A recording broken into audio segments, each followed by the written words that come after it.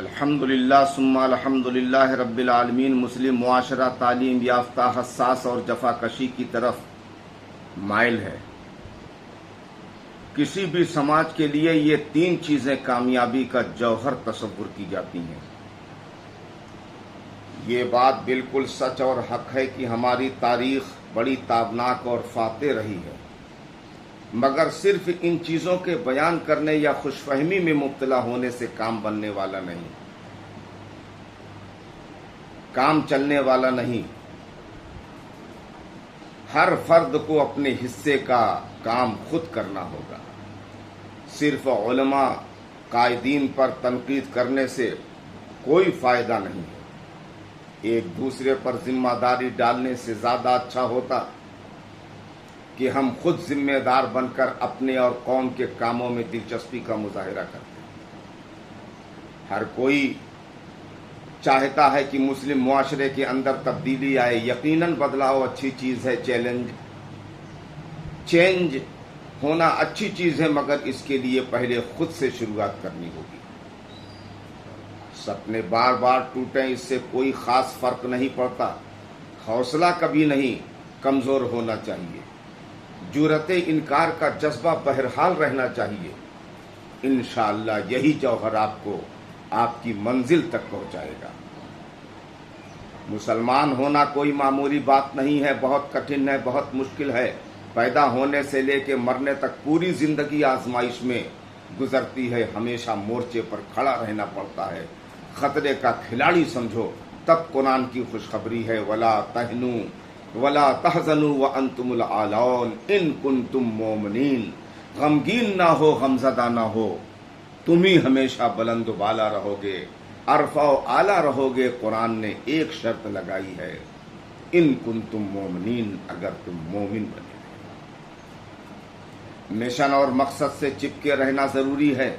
ہم رہیں یا نہ رہیں اس کی کوئی اہمیت نہیں، ہمارا مشن اور مقصد باقی رہنا چاہیے۔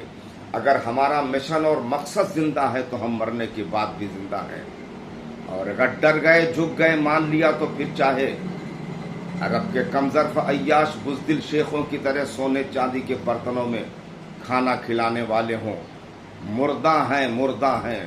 مسلمانوں کو صرف تعلیم یافتہ، اچھا کاروباری، سروس و کام پر اکتفا نہیں کرنا چاہیے۔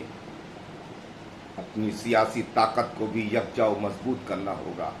ووٹ کی اہمیت کو پہچاننے کے ساتھ ساتھ اس کا درست استعمال وقت کی اہم ضرورت ہے۔ غیر ضروری بحثوں میں وقت ضائع کیے بغیر اسلام دشمن طاقتوں کے خلاف مضبوط اتحاد بنانا ہوگا۔ قوت عشق سے ہر پست کو بالا کر دے، دہر میں عشق محمد سے اجالا کر دے۔ مسائل کے بارے میں صرف نہ سوچا کریں، ان کے حل کے بارے میں بھی سوچا کریں۔ خود احتسابی کا راستہ چوز کرنا پڑے گا۔ قلم کو تلوار، تحریر کو ضمیر، خدمت کو مشن، دین کو مقصد بنانا پڑے گا۔ افسوس ہوتا ہے کہ ہم نے دین کو نعرے، رسومات و القابات میں قید کر دیا ہے۔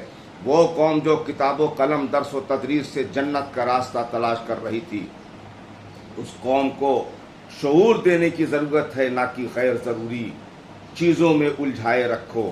آپ دیکھ نہیں رہے ہیں، ہمارے بڑے بڑے لڑ رہے ہیں، چھوٹوں کی بات نہ پوچھیں۔ اب ہمارا کوئی کنٹرولر نہیں رہا۔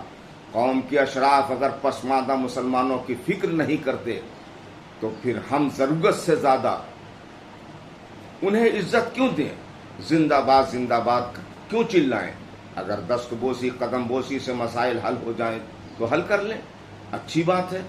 لہٰذا نیک بننے کے ساتھ ساتھ نیکی کرنے کی بھی عادت ڈالیں۔ نیکی آپ کے اخلاق و کردار کو اچھا بنا دیتی ہے۔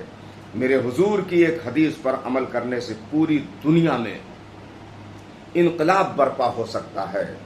میرے آقا ارشاد فرماتے ہیں کہ جو اپنے لیے پسند کرو وہی اپنے بھائی کے لیے پسند